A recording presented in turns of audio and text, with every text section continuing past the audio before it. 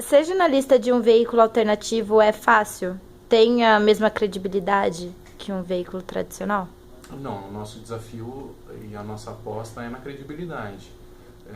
Esse eu acho que é o desafio de qualquer jornalista que está num veículo independente. Eu acho que a Pública vai muito por esse caminho, tem outros jornalistas que são mais ativistas e levantam mais a bandeira política, como Mídia Ninja ou Jornalistas Livres e tal. A gente não, a gente tem um papel de buscar no nosso canal credibilidade e fazer jornalismo. Esse é o desafio. Agora, as dificuldades não são essa, né? Quer dizer, essa é uma meta, essa é a grande razão do nosso dia a dia. Mas a dificuldade é grana, processo, custo, tudo isso que uma grande redação tem, a gente meio que tem que começar do zero. Uhum. E das dificuldades, qual que é a que tipo, mais se destaca? Dinheiro, Assim? sem dúvida. Dinheiro, forma de financiar o trabalho do jornalista, porque a gente também é militante de jornalismo, né? A gente fala isso, é diferente dos outros grupos ativistas como o Mídia Ninja e Jornalistas Livres, que são mais ativistas de causas, tal. A gente levanta a bandeira de jornalismo. A gente acha que jornalismo é uma carreira. A gente acha que jornalismo tem que ser pago, precisa de horas dedicadas ao trabalho. Precisa técnica, precisa desprendimento e precisa ser pago.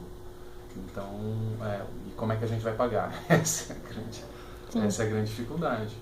Como é que se consegue dinheiro? Hoje o jornalismo está fragilizado, tem menos dinheiro circulando, depende muito de anúncio, mas ao mesmo tempo você tem uma dificuldade, quer dizer, você tem uma questão aí que a gente não busca a popularidade como um fim em si mesmo. O jornalismo não deve buscar o entretenimento como um fim em si mesmo. Você tem que ter um balanço aí entre informar e se comunicar, né? Então o desafio não é ser popular e publicar a história da celebridade que foi no Leblon passear com um cachorrinho, essas coisas. Então você está sempre tendo que enfrentar essas equações aí que a gente tá no meio do processo aqui de renovação mesmo, que é uma questão que está todo mundo tentando resolver, né? Uhum. E lidar com temas delicados é colocar a vida em risco? Principalmente quando não se tem o apoio de uma grande empresa? Não, eu acho que nenhuma matéria vale a vida de ninguém, né?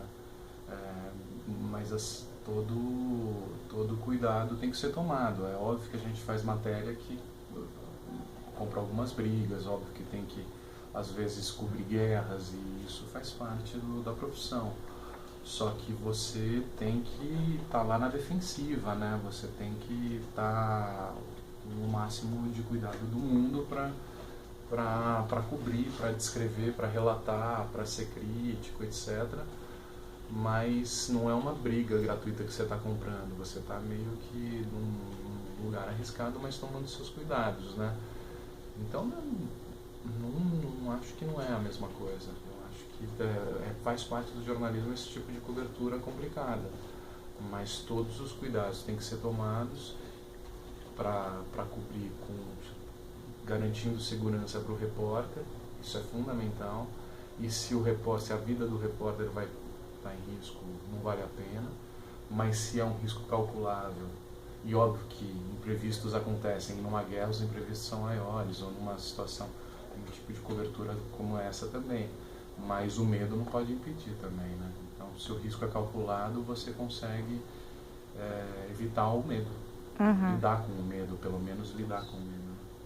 E quais são as diferenças entre o jornalismo feito por um veículo tradicional e o de vocês, por exemplo? Eu acho que não há grandes diferenças. Não há tanta diferença assim. Quer dizer, óbvio que a gente recentemente cobriu um caso de uma morte de um garoto de 15 anos que ocorreu no Grajaú e a polícia matou, as pessoas queimaram um ônibus, a gente contou a história. Era um jovem de 16 anos, ele não estava armado, ele foi morto pelas costas, daí a população se revoltou, depois eles começaram a ser ameaçados, a gente contou toda essa história.